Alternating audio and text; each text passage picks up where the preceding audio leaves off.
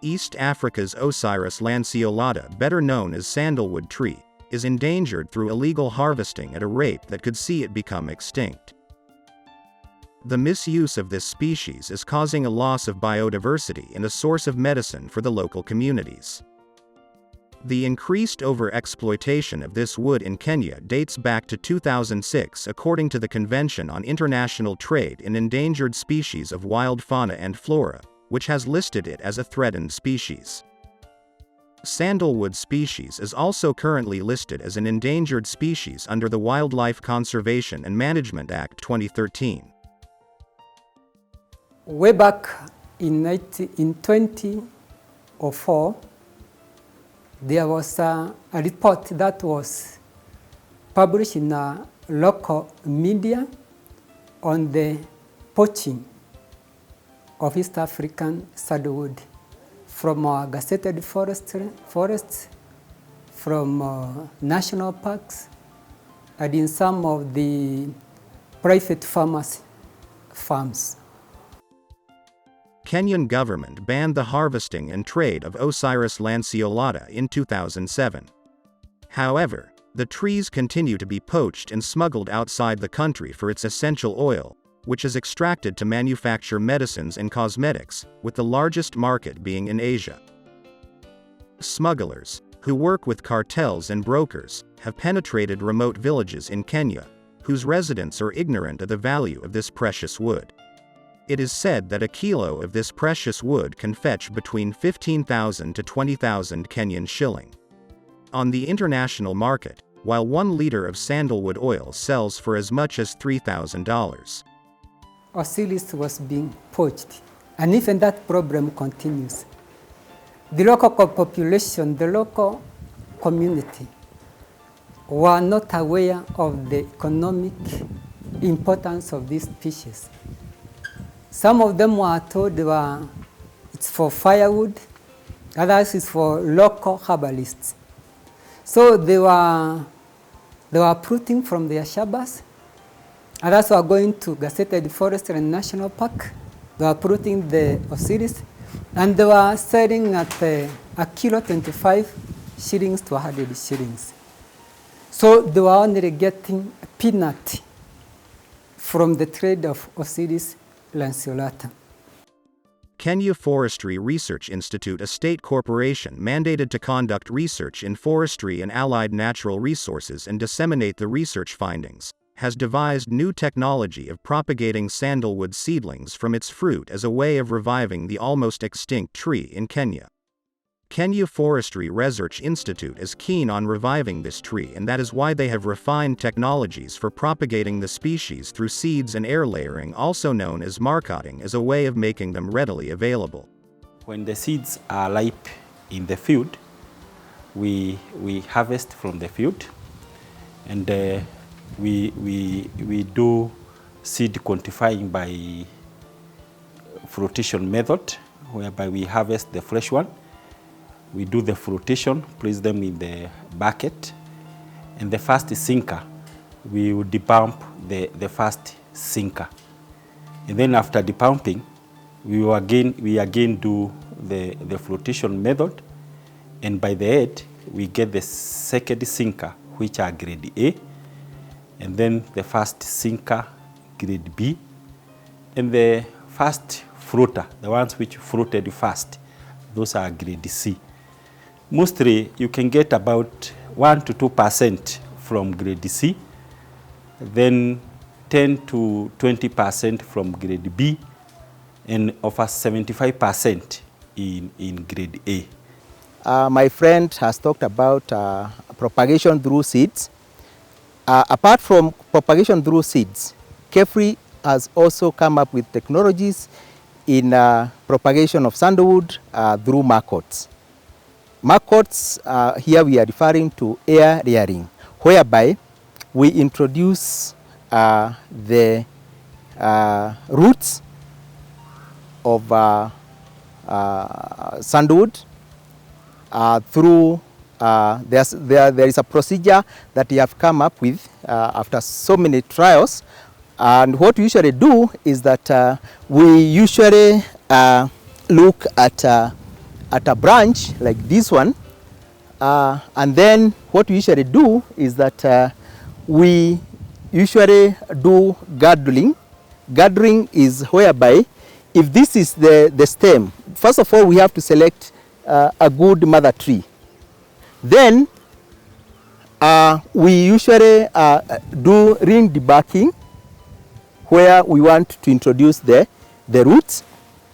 After doing the ring debarking maybe about 5 centimeters, then what we usually do is that using this polythene tube, we insert the polythene tube and then we tie it, tight, and then we introduce the rooting media. In this case, most of the time we usually use cocoa peat. After wrapping, after making sure that the cocoa peat is well packed, we usually do another tying. So at the end of the day, we come up with a ball. And then to ensure that the rooting is enhanced, we usually put the rooting hormone together with some fungicides, so that we ensure that where we injured is not doesn't develop some wound. So we find that after about 2 or 3 months, we find that this branch will start developing some roots, and then we come and then we cut here, and then we introduce this branch to a potting tube, and then we find that after some times we find that the seedling will just continue to grow. The good thing about marketing is that you can be able to differentiate a male from a female. So when you are doing markets, you can easily say that I'm going to do like 50% male and 50% female. To achieve good germination, seeds of sandalwood are sown in a mixture of sand and fertile soil at temperatures of between 25 and 40 degrees Celsius and high humidity. These temperatures and humidity can be achieved by using a simple greenhouse. High-quality sandalwood seeds will start germinating in about 21 days, with proper seed handling, careful sowing and maintenance of ideal conditions in the greenhouse. A germination percentage of between 60 to 80% is achievable. Once we are done with the seedlings, the next thing is now to take the seedling to the field. And that is now the whole process of tree domestication. And carefully, we happen to be like the first people or the first institution to plant the sandalwood. This is actually the first or the oldest plantation that we have here in Kenya. It was planted in the year 2011, so it is now about 10 years old. And this is the first step. After we have done the germination in the nursery, then the next thing is now to put it in the field. Sandalwood is a semi-parasitic plant deriving its nutritional requirement from other plants. It has modified roots called haustoria which penetrate host plants and draw nutrition from them. Sandalwood tree can connect with its host plants for up to a distance of 3 meters. The tree can form a network with several hosts including grass around them. Osiris lanceolata seedlings is a semi-parasite, so it cannot grow on its own. So we started a process to look to search which of the other plants can we grow with the East African sandalwood so that it can be able to support it and sustain it. Instead of dying, it grows to transplantable size.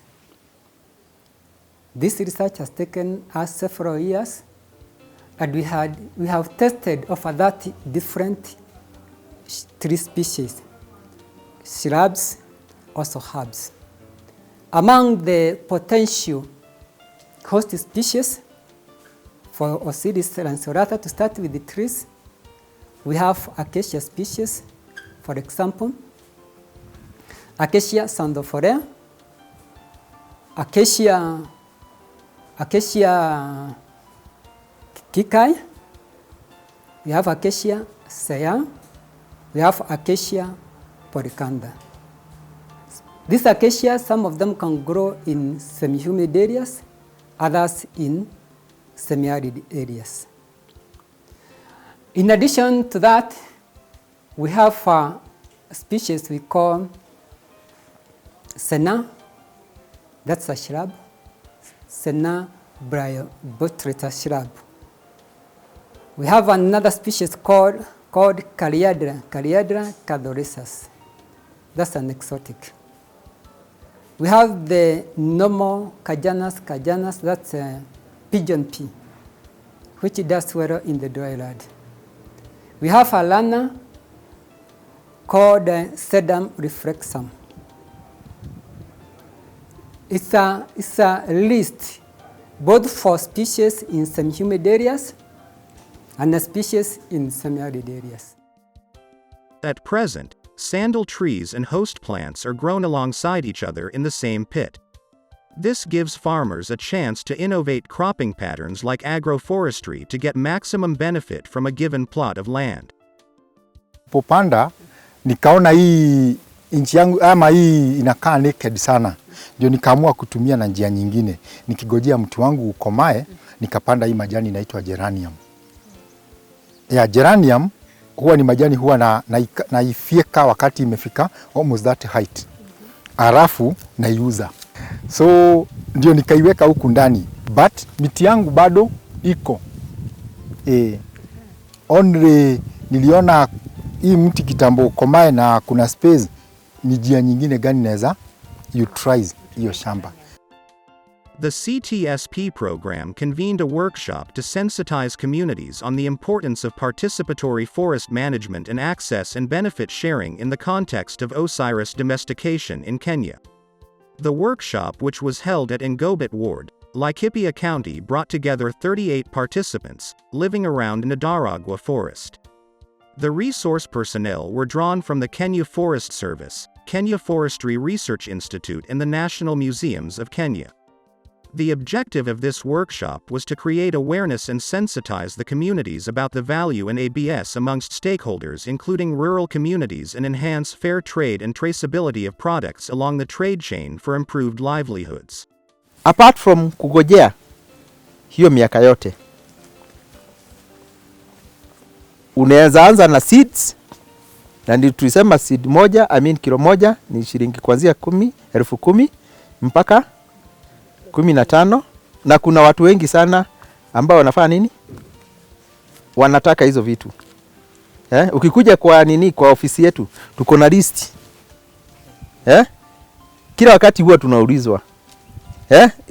Hizi seedlings ziko wapi? Sasa kuna market ya hizo. Before hao wazungu ama hao wakuja wafanya hizo ma DNA, waweze ku manufacture hizo perfumes ama those cosmetics, waweze kuzifanya kwa lab. Sisi tufanye nini? Tukuze na tuweze kuingia kwa market. African sandalwood is a high-value tree and farmers are likely to benefit from a lucrative and sustainable marketing of its products. Farmers in Laikipia are increasingly adopting the cultivation of sandalwood due to its contribution in soil and water conservation, improved soil fertility, enriched biodiversity and enhanced resilience to climate change. Sisi ni wanachama wa Ndaragwa Forest, wa Ndaragwa Community Forest Association, na sisi tunafanya kazi ya conservation. Hata kama vile tulisoma jana, tunaona tutachange. Tuwe very specific and very particular that we be dealing with sandalwood as a user group. Wanachama wetu ni wengi, na wengine wametoka Nyandarua County, wengine Nyeri County, na wengine Laikipia County, kwa maana sote zimekaribiana. na tulianza hii kazi mwaka wa 2011 mambo ya Sandalwood, lakini mishe yetu ya kwanza tulipanda 2014 na tumekuwa tukishirikiana kwa karibu na wacha niseme sana sana na Kefri ambao walitupa masomo na wakatuonyesha njia ya kuzalisha, tena na KFS.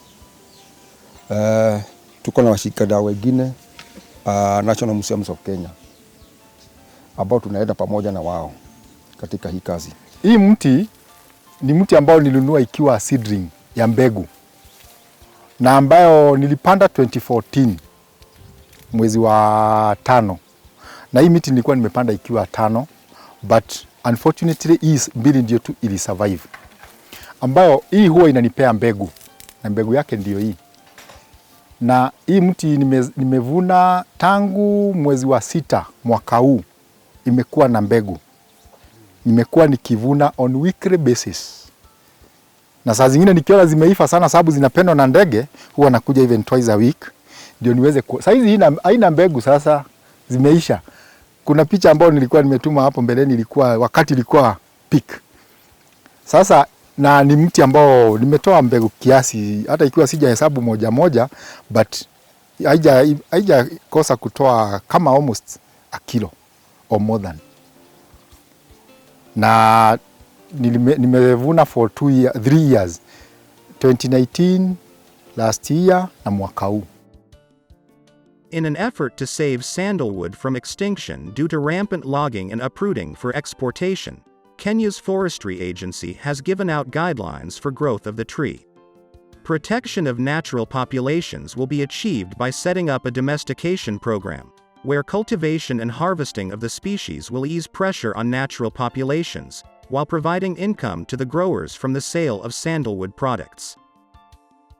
When we started sensitizing the local communities on the importance of Fossilis lanceolata, they took steps, some of them, not all communities, they took steps of protecting their resources. In Kefri, since this species, it seeds poorly, it's a poor seeder, we cannot be able to collect seeds economically as Kefri. So we partnered with the local farmers, particularly in Makueni, in Kitui, and in other counties. Where we are engaging them, we train them how to collect the ripe fruit, how to process them, and then we are paying for that. And KG, we have allowed 15,000 pieces of seeds. And one seed costs 1 shilling. So some farmers, if they collect a kg or 2, they fetch between 15,000 and that 1,000. Ebu hesabu. Mti moja ama seedling moja ni 400. Hata ukiwa na 1,000, hiyo ni pesa ngapi? 400,000. Kefri's scientists are working on a propagation project, where they are breeding the specimens of sandalwood to help in producing more seedlings that would see farmers plant the tree for commercial use.